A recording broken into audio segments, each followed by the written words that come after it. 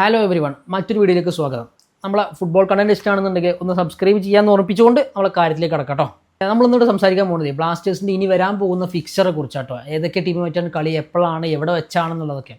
അതിന് മുന്നേ നമുക്കറിയാം ബ്ലാസ്റ്റേഴ്സിൻ്റെ അവസ്ഥ ഇപ്പോൾ എന്താണെന്നുള്ളത് അല്ലേ. എന്താണ്, 5 കളി കളിച്ചിട്ട് 4 കളി തോൽവിയും 1 കളി സമനിലുമായി ആകെ 1 പോയിന്റ് നേടിയിട്ടുള്ളൂ.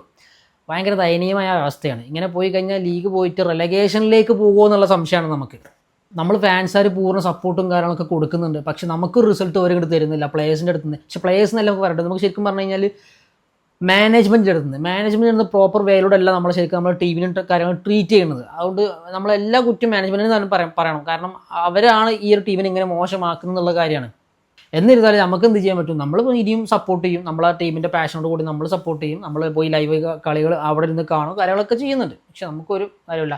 എന്നിരുന്നാലും ഈ നമ്മളെ ഇപ്പോഴത്തെ സ്റ്റേജ് നിലവിൽ 5 കളി കഴിഞ്ഞു. ഇനി വരാൻ പോകുന്ന കളികളിൽ നിന്ന് നമുക്കറിയാം ISLൻ്റെ ഒരു ഇപ്രാവശ്യത്തെ മെത്തേഡ് മാറിയിട്ടുണ്ട് ടൂർണമെൻറ്റിൽ. അതായത് പ്ലേ ഓഫ് ഒന്നും ഉണ്ടാവില്ല. നമ്മൾ ലാ ലീഗ, പ്രീമിയർ ലീഗ് പോലത്തെ ലീഗ് പോലെ തന്നെ ഏറ്റവും കൂടുതൽ പോയിന്റ് കിട്ടുന്നവർക്ക് ജയിക്കാം എന്നുള്ളതാണ്. Means ISL നേടാമെന്നുള്ളത്. അപ്പോൾ നമുക്ക് എന്തുകൊണ്ടാണ് നമുക്ക് ഞാൻ പറയേണ്ട ആവശ്യമില്ല, നിങ്ങൾക്ക് അറിയാം. കാരണം ഒരു തട്ടിക്കൂട്ട് ഇതുവരെ ISL വാങ്ങാൻ ആരും ഇല്ല, നടത്താൻ ആരും ഇല്ലായിരുന്നു ആ കാര്യം. അപ്പോൾ ഒരു 2 മാസം കൊണ്ട് തട്ടിക്കൂട്ട് ISL നടത്തിയിട്ട് അടുത്ത സീസൺ മുതൽ ഗ്രാൻഡ് ആക്കാമെന്നുള്ളത് പറഞ്ഞിട്ടുള്ളത്. അപ്പോൾ നമുക്ക് നോക്കാം ഇനിയിപ്പോൾ ആരായിട്ടാണ് കളി വരുന്നത്, അത് എങ്ങനെയൊക്കെയാണ്, എന്താണ്, എപ്പോഴാണ്, എവിടെ വെച്ചാണെന്നൊക്കെ നോക്കാം. ഇങ്ങനെ പോയാൽ റിലഗേഷനാണ്. അതുകൊണ്ട് ഇനി അടുത്ത കളികൾ ജയിച്ച് തന്നെ വേണം. കാരണം ലീഗ് പോട്ടെ, അടിക്കണ്ട, റിലഗേഷൻ ഒന്ന് ഒഴിവായി കിട്ടിയാൽ മതി. ഇനിയിപ്പം നമ്മളെ കേസ് അങ്ങനെയാണ് ഇപ്പോൾ നമ്മളൊരു പ്രതീക്ഷ എന്ന് പറയുന്നത്, നമ്മളൊരു ആഗ്രഹം എന്ന് പറയുന്നത്.